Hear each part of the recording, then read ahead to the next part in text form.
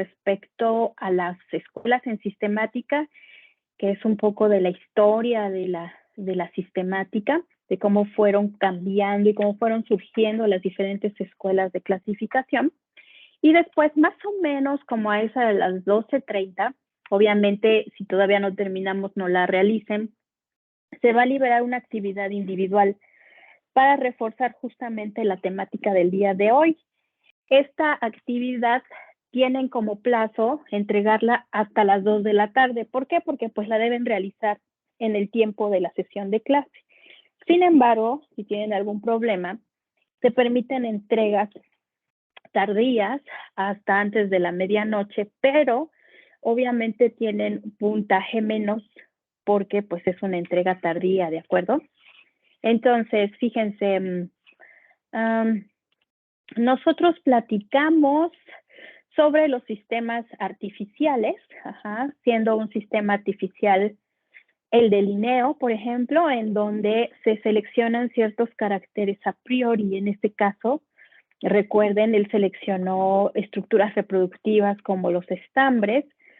Platicamos que estos sistemas se fueron convirtiendo en lo que denominamos como sistemas naturales.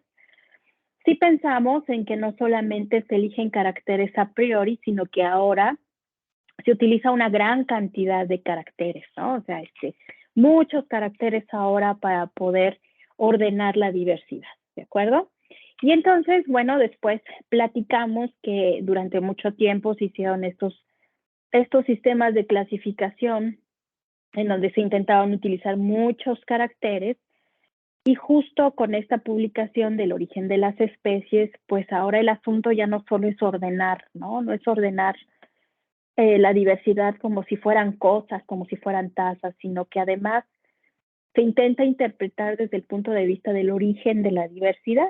Ahora la naturalidad del sistema de clasificación va a versar en el sentido de formar grupos de ancestros descendientes. Y entonces, pues tenemos la primera escuela de la que platicamos, que justamente es la escuela evolutiva, y en donde, pues esta surge pues prácticamente inmediatamente después de la publicación del origen de las especies, en donde se van a encontrar muchas publicaciones de cómo se organiza la diversidad en los diferentes grupos, sean insectos, sean plantas, sean moluscos, mamíferos, etcétera. Y estos esquemas de clasificación hechos por especialistas, hagan de cuenta que se publican cómo están organizados, es decir, en cuántas clases, en cuántas familias, en cuántas subfamilias, pero siempre dentro del texto hay una interpretación evolutiva, es decir, tales especies se encuentran en tal género porque al parecer tal género es paleártico y ahí se encontraba el ancestro común que posteriormente fue moviéndose, etcétera. Toda una serie de inferencias con base en el estudio de los grupos, pero también con base en la experiencia de los naturalistas y de los especialistas, en tiempos más recientes de los especialistas. Entonces, aquí es bien importante que les quede claro que los evolutivos sí les interesa que el esquema de clasificación tenga una interpretación evolutiva, en donde tengamos establecidos, dicen ellos, linajes con propios caminos evolutivos, ancestros descendientes. ¿Cómo agrupan los evolutivos? A partir de homología biológica, esto es similitud, y digamos que ellos tienen un significado amplio las relaciones. ¿Por qué? Porque tienden a comparar los caracteres de los descendientes con respecto a los ancestros para formar los grupos. Siempre lo hacen por similitud, pero además fíjense que dentro de la escuela evolutiva se considera que hay linajes que tienen, o que los linajes tienen diferentes tasas de evolución, siendo unas más aceleradas que en otros, lo cual no necesariamente, Y bueno, ¿cómo agrupan los evolutivos? Bueno, por homología biológica. Pienso que homología biológica es un concepto que ustedes ya conocen. Fue un concepto establecido por Richard Owen, y está basado en un criterio de similitud, de similitud especial, de una similitud general o bien de una similitud serial, como una transformación. Una homología en sentido estricto, como nos las define Owen, es el mismo órgano bajo una variedad de formas y funciones en distintos organismos. Es un mismo órgano, es decir, se parece y puede variar en formas y funciones, pero resulta que estos órganos guardan esas similitudes. ¿Por qué? Porque provienen de un ancestro común. Se infiere que provienen de un ancestro común. ¿Por qué? Porque según los evolutivos, lo que se parece estructuralmente es evidencia de que proviene de un ancestro. Entonces ellos generan los grupos por estructuras parecidas. Uno de los clásicos ejemplos de la homología biológica, pues justamente son las extremidades, ¿no? Esta sí se ha comprobado que es una estructura que ha ido cambiando desde ancestros comunes en los diferentes grupos. Y vean, es un mismo órgano con una variedad de formas y de funciones distintas, pero son homólogas. ¿Por qué? Porque provienen de ancestros comunes. Obviamente, en la escuela evolutiva no había una manera de poder comprobar esto, sino que simple y sencillamente los especialistas veían las similitudes y hipotetizaban que eran homólogas y entonces empezaban a agrupar los grupos. Entonces, ya en un sentido estricto, un carácter homólogo es aquel carácter que yo puedo rastrear a un mismo estado de carácter en un ancestro común, es decir, el carácter ha cambiado del ancestro al descendiente. El mismo órgano ha cambiado, ha variado, se ha transformado. Hay una serie de transformación. Por eso es que les decía que la homología está establecida bajo un criterio de similitud que puede ser especial, general o serial, o sea, una serie de transformación.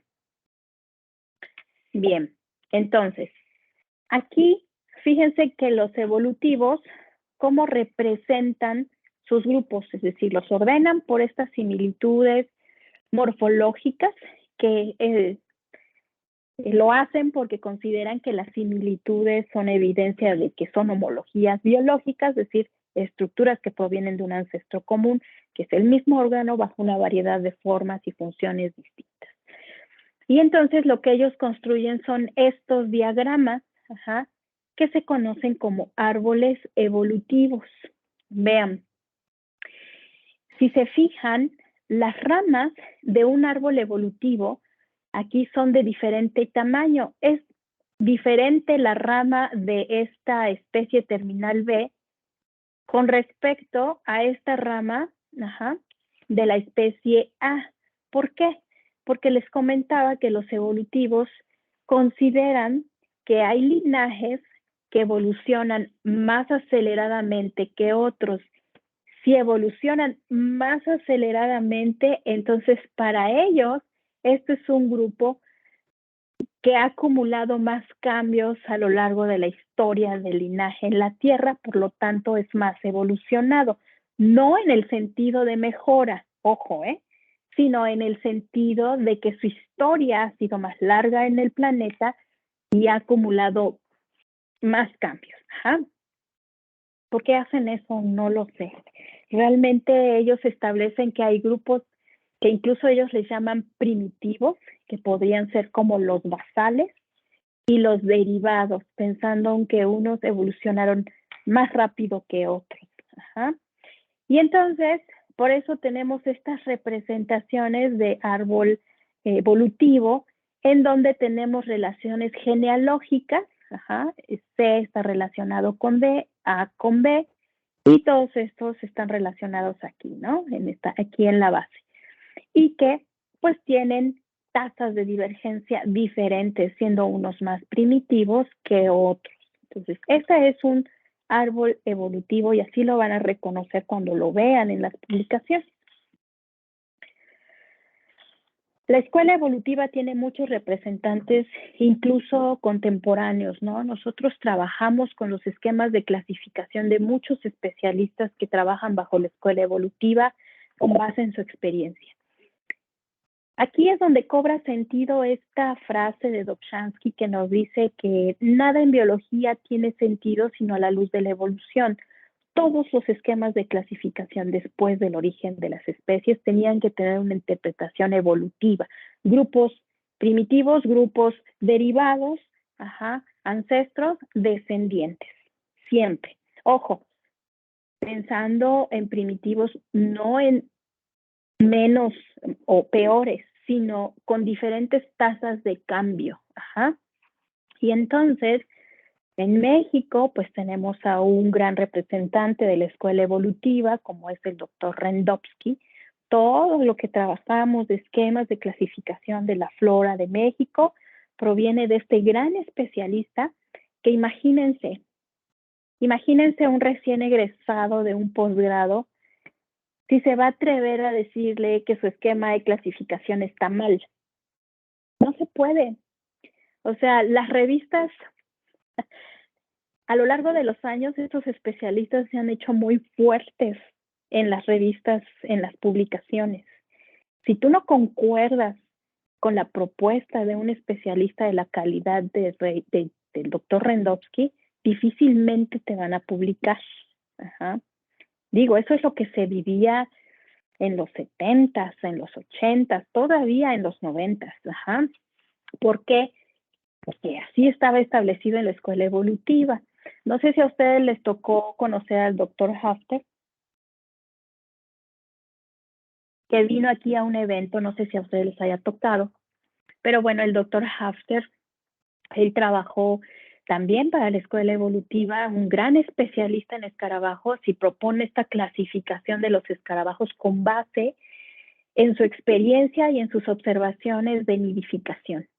Ellos dicen, los escarabeiros, que son los que utilizan el excremento, los voy a poder clasificar en estas tribus, todas están relacionadas evolutivamente y han evolucionado diferentes tipos de uso del estiércol. Tenemos aquellas tribus que son rodadoras, tenemos aquellas tribus que excavan, llegan al estiércol, hacen túneles, excavan, y tenemos especies que utilizan el excremento en ese momento, o sea, en ese momento llegan al excremento y lo utilizan.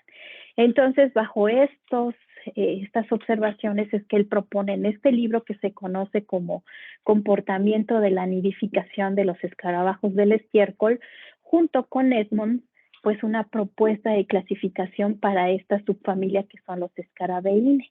Pero ustedes lo leen y de verdad está hermosa las láminas, está muy bien descrito, pero pues todo es de sus observaciones. Difícilmente alguien les puede decir, no, no es cierto, no puede ser Coprini, en realidad Coprini debería estar dentro de Onitini, etcétera. No hay manera, porque ¿cómo tú en ciencia puedes debatir algo que propone un especialista si no hay un método que te permita falsear la propuesta? Ese es un esquema de clasificación, excelente. ¿Y cómo yo lo puedo falsear? ¿O cómo yo puedo realmente decir si es correcto o no? No hay manera, porque no hay un método que yo pueda repetir. Y eso es bien importante en ciencia. Yo creo que a ustedes, desde que ingresaron, les hablaron del método científico. Muchos dicen que no hay que usar método, pero lo cierto es que el método te da la base para dar toda una serie de técnicas y metodologías que llegan a una hipótesis y yo la puedo repetir y yo puedo revisar tus datos. Es más, puedo cambiar hasta las condiciones y entonces puedo dar alternativas a tu hipótesis. Incluso la puedo falsear y puedo avanzar. En estos años no. O sea, vean, 1966 y este libro creo que es del 82, si no mal recuerdo. Y pues todo se publicaba y todos decían pues sí, y entonces empezabas a publicar con ese esquema, no había de otro. Entonces, lo negativo de la escuela evolutiva es que hay una falta de objetividad al momento de generar estas clasificaciones. Las observaciones en etología por sí mismas no pueden sustentarte, te pueden dar inferencia, te pueden dar información, pero realmente no hay manera de someterlo a prueba. No, las relaciones evolutivas no se podían someter a prueba, eran como grandes discursos muy bonitos porque son libros maravillosos, pero difícilmente se podían someter a prueba porque no hay un método. Entonces, fíjense, a partir de eso, justo en Estados Unidos, surgen estos que son entomólogos, casi todos entomólogos, si no mal recuerdo, no me acuerdo el otro cuál era su disciplina, pero surgen estos investigadores, Sokal, ahorita lo vamos a ver, y es como una contraposición. Ajá. Estos biólogos jóvenes, pues están en contra de ese tipo de hacer ciencia, de esa manera de hacer ciencia solamente argumentativa. Ellos consideran que la biología cada vez se vuelve más estadística, más numérica y debe ser objetiva, es decir, debe haber un método, ¿no? Y entonces proponen en este libro que se conoce como taxonomía numérica, proponen una manera de agrupar la diversidad utilizando la similitud total o global. Ajá. Sale publicado, fíjense, ya en el 63. Fíjense, esta es la escuela que se conoce como escuela fenética. Y la escuela fenética, fíjense, sus puntos de vista están aquí en esta diapositiva y los resume este autor, Hull, en los 70s, y nos dice que la escuela fenética tiene un deseo de excluir completamente las consideraciones evolutivas de la taxonomía, porque en la mayoría de las filogenias o de los árboles evolutivos en realidad son desconocidas, o sea, son puros discursos, pero no tienen ninguna manera de comprobarse. Entonces, los fenéticos, su propuesta es, déjense de cualquier interpretación evolutiva, no se puede agrupar bajo el paradigma evolutivo. Tenemos que regresar a un método numérico. Y entonces nos dice que los fenéticos tenían la creencia de que los métodos de la sistemática evolutiva no son lo suficientemente explícitos y cuantitativos. Y bueno, yo creo que esa creencia era bastante acertada. No había manera, o sea, ¿cómo es que agrupaban? Pues con base en su experiencia, con base en qué, en la similitud, con base en qué, con esas similitudes que fueron interpretadas como homologías biológicas. Y obviamente, para ellos, digamos que no es un propósito generar clasificaciones que reflejen las relaciones evolutivas. Realmente ellos, fíjense, este párrafo es bien interesante porque dice, la observación de que las clasificaciones basadas en filogenias resultan muy naturales para ellos. O sea, digamos que los evolutivos decían, es que una clasificación natural tiene que reflejar las relaciones evolutivas. Y pues les resultaban muy naturales.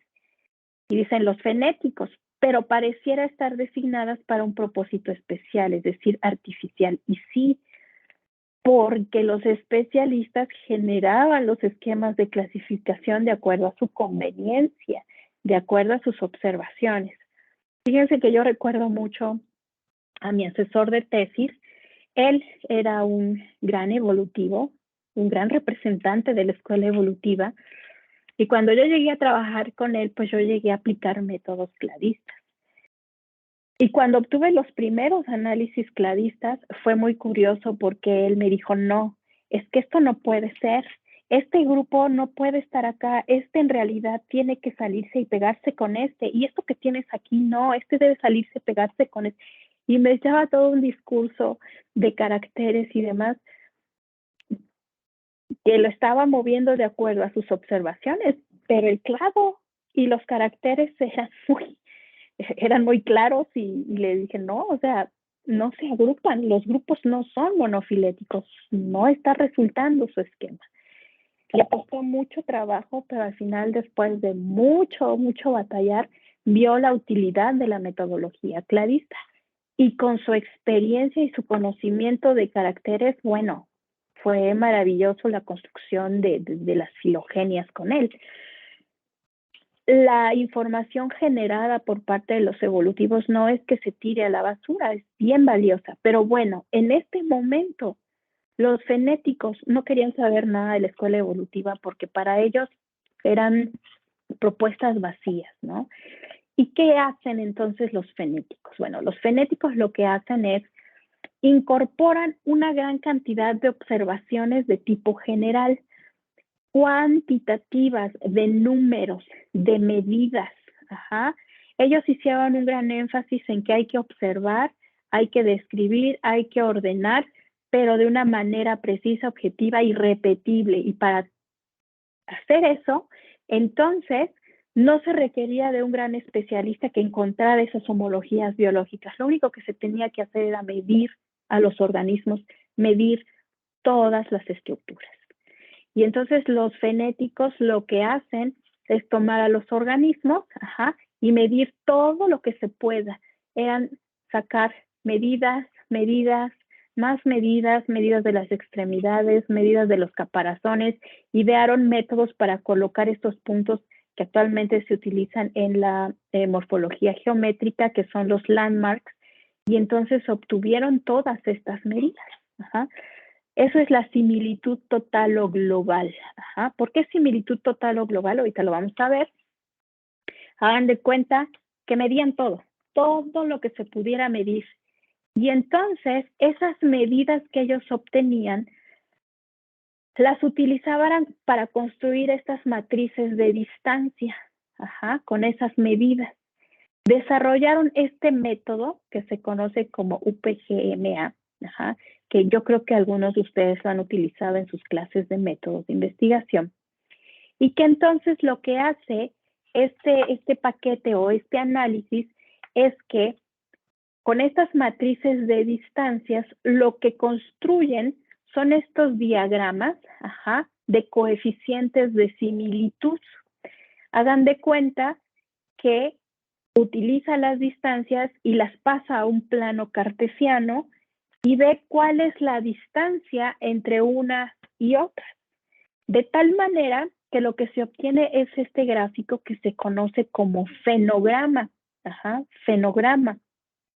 Y entonces, fíjense, por este coeficiente de similitud o de disimilitud, dependiendo, pues agrupaban. Entonces, medían todo lo que se podía, lo cargaban en matrices de distancia y obtenían este análisis. Y entonces, vean, A y C son más parecidas. ¿Por qué? Porque su coeficiente de similitud es 0.2. Y entonces, estas deberían formar parte de un género. Y después tenemos a D, ¿ya vieron? D se parece a esto. Entonces sería el siguiente género que podríamos agrupar dentro de esta familia, por ejemplo. ¿Por qué? Porque tiene un coeficiente de similitud de 0.4. Todo esto podría integrar una familia. Y después todo esto podría integrar otra familia. Y luego todas estas formaban parte de una superfamilia. Y entonces así era como generaban los esquemas de clasificación los fenéticos. Vean, aquí les muestro un trabajo justo de mi asesor de tesis, publicado, fíjese, lo publicó en el 86, en donde él incorpora estas metodologías fenéticas. Y miren, él construye su matriz de caracteres, su matriz de distancias, y entonces ya obtiene su fenograma. Y entonces ya dice, esta especie y estas son más parecidas por los coeficientes. En este caso, aquí está la disimilitud y aquí la similitud. Entonces, los fenéticos dijeron, no podemos interpretar de manera evolutiva, vamos a hacerlo numérico. Lo numérico es lo que se puede repetir. Vean, entonces, este es el gráfico que se obtiene de un análisis fenético. La similitud total, ¿por qué es total o global? Porque justamente se basa en estos coeficientes de similitud. ¿Cómo se obtienen? Pues construyendo matrices de distancia, y estas matrices de distancia se construyen al medir todas las características del organismo. Entonces, este es el fenograma y aquí vemos los agrupamientos justamente por las diferencias en distancia. Este y este deben estar juntos, después se une este y después estaría este. ¿Ah? Ahora bien,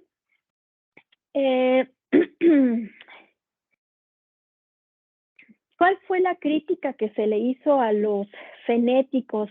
Hubo un periodo bien complicado en la sistemática porque pues ahí había una pelea muy grande entre evolutivos y fenéticos y muchos seguían haciendo clasificación de manera evolutiva y otros lo hacían de manera fenética.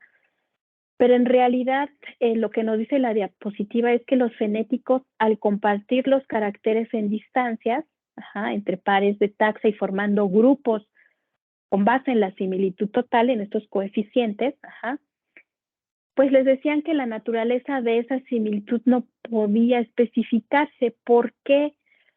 Porque en realidad lo que ellos estaban construyendo no era una matriz de características, o sea, ya eran medidas que eran transformadas a distancia. ¿Y qué tan informativa es una distancia? O sea, ¿realmente nos está hablando de aspectos biológicos una distancia? Esa fue una de las críticas más fuertes que se hicieron. Y lo otro, fíjense, que este método de fenética no permite resolver las relaciones a nivel supraespecífico, es decir, a nivel de especie.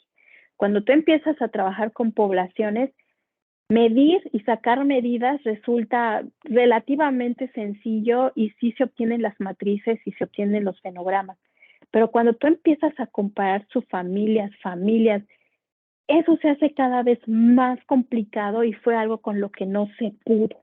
No pudieron resolver los fenéticos el poder hacer estos análisis a nivel supraespecífico. Ese fue otro problema.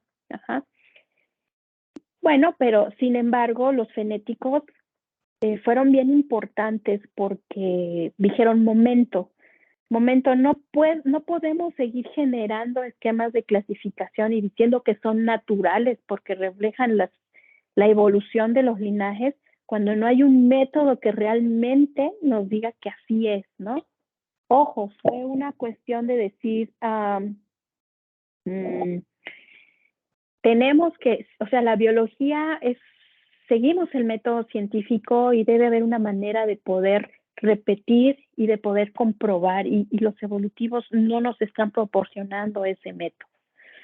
Entonces, esa fue como una llamada de atención muy fuerte a los evolutivos de la manera en cómo estaban haciendo los esquemas de clasificación. Los fenéticos aportaron conceptos como OTU, que significa Unidad Taxonómica Operacional, así le llamaban a sus especies. Ahora es un concepto que se utiliza en cladismo para referirte a tus unidades de estudio. Muchos son estrictos y te dicen, no les digas así porque eso es fenético, pero otros autores lo aceptan para referirse a los taxa. Ellos desarrollaron un algoritmo que se conoce como neighbor joining, que es el del vecino más cercano para encontrar la similitud entre ellos y que posteriormente se retomó para los análisis moleculares. Y obviamente, pues lo que le debemos a los fenéticos es la búsqueda de un método de clasificación biológica que sea objetivo, que esté vacío de subjetividad, o sea, que el especialista no tenga que ver, porque de verdad fueron épocas de terror en las que si tú no coincidías con el esquema de clasificación del especialista, tú no podías publicar. O sea, eso era un hecho, o sea, no se podía publicar. Entonces, fíjense, así era como un terror porque pues no había para dónde hacerse, o eres fenético o eras evolutivo, o tirabas el paradigma de la evolución a la basura y hacías todo cuantitativo, o seguías argumentando evolutivamente con base en tu experiencia. Fue una época bastante oscura para la sistemática. Sin embargo, surgió un escrito realizado por Willy Hennig, entomólogo Willy Hennig, Él estuvo, bueno, él es alemán y bueno, fue de las personas que estuvieron justamente en la guerra, ajá. Pero justo en este periodo en el que él estuvo en la guerra fue cuando escribió este libro, que se traduce como Phylogenetic Systematics. Fue publicado primero en alemán y posteriormente se hizo la traducción. Henning, ajá, por ahí se van a enterar ustedes conocen a Croissant, el de biogeografía. Bueno, Croissant posteriormente acusó a Henning por crímenes de guerra, pero nunca se le logró comprobar nada porque en realidad Henning lo que hizo fue como dedicarse más bien a cuestiones de investigación en el área de la entomología. Y bueno, fue maravilloso su libro, ajá, lo escribió en ese periodo. Quien lo descubre es Gareth Nelson. El Gareth Nelson fue, en esa época era curador del Museo de Historia Natural de Nueva York y es el que se dedica a difundirlo. ¿Por qué? Porque fue maravilloso su planteamiento. Daba el método para poder llevar a cabo una reconstrucción bajo un paradigma evolutivo. Ajá. Pero además lo maravilloso de Henning es que proporcionaba un método numérico, un método objetivo que se podía repetir. Y entonces eso fue maravilloso para la sistemática porque se pudo avanzar. Ajá. Decía Henning, y ahí lo leo textualmente porque está entre comillas, decía, la tarea de la sistemática es la creación de un sistema de referencia general y la investigación de las relaciones que se extienden a todos los posibles y necesarios sistemas en biología. Él concordaba en que se tenía que tener un sistema de clasificación que sirviera de referencia, pero también, también era necesario contar con estas relaciones, de esos sistemas generados. No podíamos tirar a la basura el asunto de relacionar estos grupos evolutivamente. Y entonces, su punto de vista era que las jerarquías eran referencias generales, pero que se podían y se maximizaban si éstas reflejaban las relaciones filogenéticas, las relaciones evolutivas de los organismos que se estudiaban. Henning es maravilloso porque concuerda con todo lo que sabemos en ciencia biológica porque su método es hipotético deductivo. Ajá, es hipotético deductivo. Ahorita a estas alturas ustedes ya saben qué significa. Ajá. Y eso quiere decir que se puede repetir y que además es susceptible de ser falseado. Lo que se construye con este método son hipótesis de relaciones filogenéticas. Y esta fue una gran diferencia y una marcada diferencia con la escuela evolutiva. La escuela evolutiva generaba esquemas que se convertían en verdades absolutas, en donde tú no podías salirte de esa verdad absoluta porque el especialista lo decía. No había manera. Ahora la filogenética te da esa opción de poder falsear lo que propone un especialista y eso es maravilloso. Tú puedes repetir el método, tú puedes meter más caracteres, tú puedes incrementar los tipos de análisis y puedes falsear la hipótesis y avanzar. Así avanzamos en ciencia. ¿Qué es lo que se obtiene de los análisis en sistemática filogenética? Se obtiene lo que se conoce como cladogramas. Ajá. Las relaciones que se observan son muy distintas a las de un árbol evolutivo. En un árbol evolutivo, ellos, acuérdense, comparan las características, similitudes y diferencias entre los ancestros y los descendientes. Acá no. Acá fíjense, es bien importante que vean que este es un cladograma y se llama cladograma porque trabaja un patrón de divergencia dicotómico. Tenemos un ancestro común que en algún momento de la historia del linaje de este taxón, sus poblaciones quedaron divididas, llámese porque ya no hubo flujo genético, llámese porque hubo una barrera física que la dividió, y entonces, imagínense que dividieron en varias poblaciones y solo dos, sobrevivieron y dieron origen a estos otros dos ancestros. ¿Ya vieron? Esos dos ancestros nuevamente sufrieron un proceso de divergencia y a partir de ese ancestro común se originó C y se originó D. ¿Qué quiere decir? Que C y D están agrupados porque provienen de un ancestro común inmediato. Y A y B se agrupan porque provienen de un ancestro común inmediato. Y todos ellos se agrupan porque provienen de el mismo ancestro común. Aquí en la base. Entonces, en filogenética, solo se reconocen los grupos que incluyen al ancestro y a todos sus descendientes.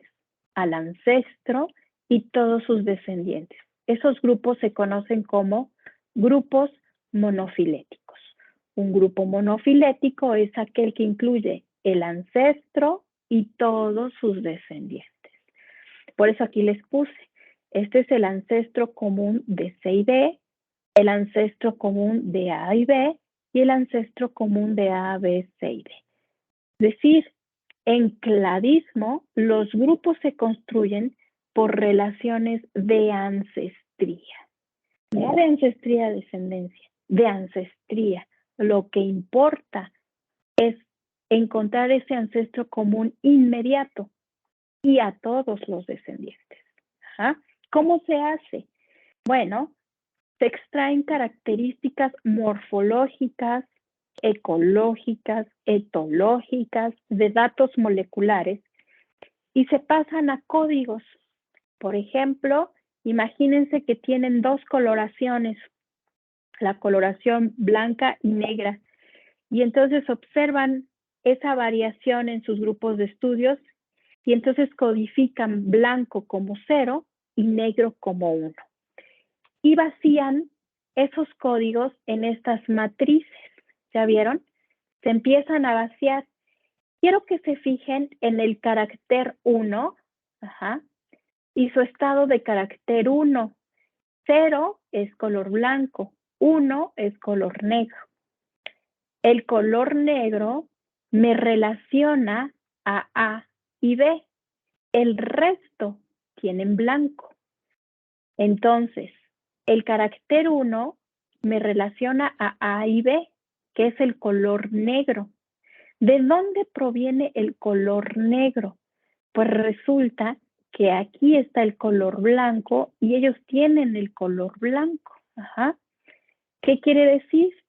Que en el linaje, el primer carácter que se originó fue el color blanco, que permaneció en estos y que posteriormente se transformó por presiones selectivas, etcétera, etcétera, en negro.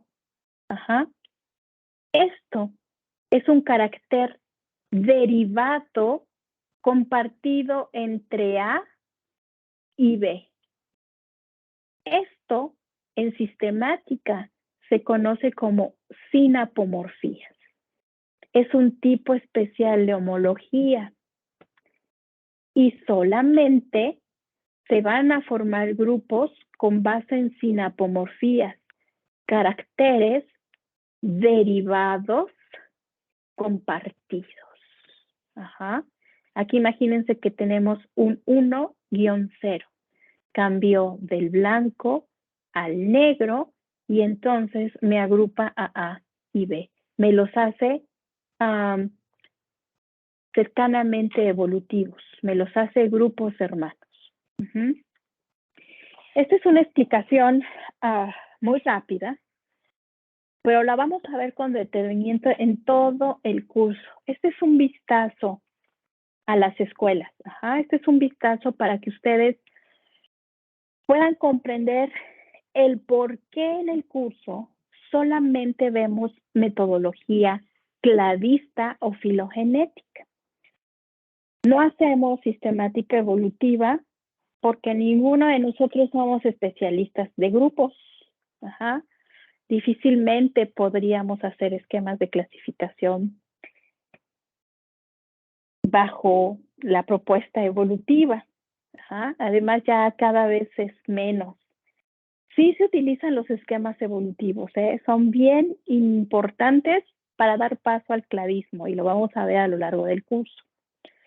No hacemos fenética porque en realidad la fenética no nos está permitiendo interpretar desde el punto de vista biológico. Será muy objetiva, pero se basa en coeficientes de similitud y realmente estaríamos volviendo al asunto de los naturalistas, por similitudes globales sin importarnos la interpretación.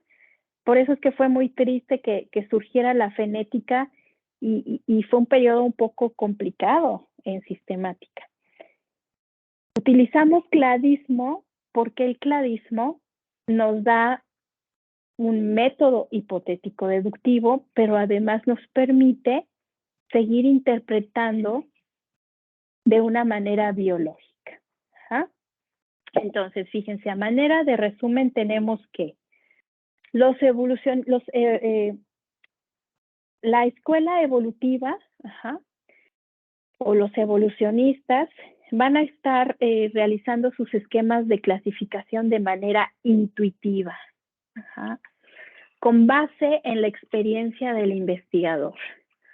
Carece de procedimientos analíticos y destaca la autoridad del taxónomo o sistémata. Esa es una verdad absoluta, la que salga de un especialista de tanto renombre, que no está mal, pero no hay manera de someterlo a prueba y se estanca. El conocimiento se estanca, mucho tiempo estuvo estancado, o sea, tenías que seguir esa clasificación porque era el especialista y eso lo único que ocasiona es estancamientos.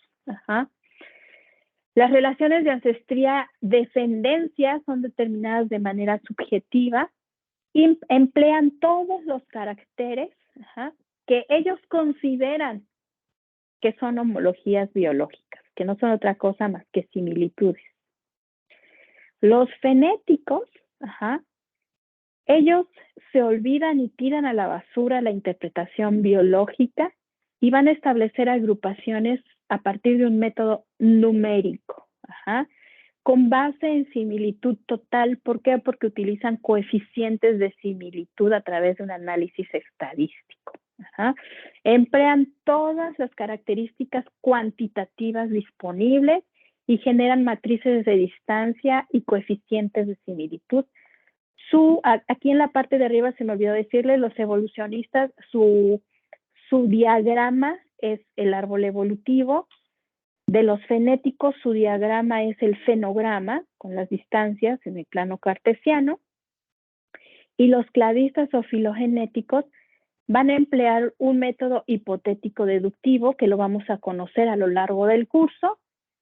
Van a unir, a agrupar los taxa de acuerdo a su ancestría común, deducida a partir de caracteres derivados compartidos o sinapomorfías, y solo reconoce grupos monofiléticos, es decir, grupos que tienen su ancestro común inmediato y todos sus descendientes. ¿Dudas? ¿Preguntas?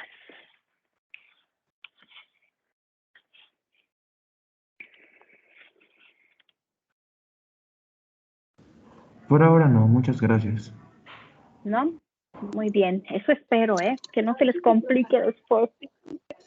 ¿Cómo dijo que era el diagrama de los cladistas? De los cladistas es el cladograma. El cladograma, se forman clados. Un clado es esto. Un clado es cuando tú encuentras el ancestro común inmediato y los descendientes. Este es un clado y este es un gran clado. Muchas gracias, profe. Sí. ¿Alguna otra duda?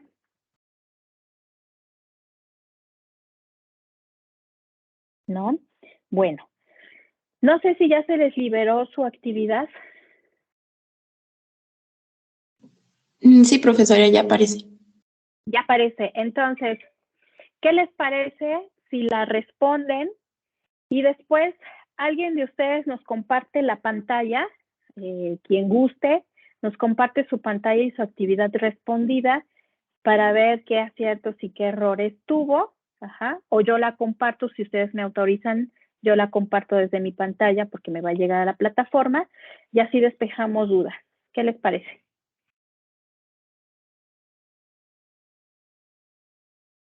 Tendríamos, si les parece, hasta 1:20 para que todos entreguen su actividad, 1:20, y a esa hora proyecto alguna y vemos qué errores, qué aciertos tuvieron y despejamos dudas con esa actividad.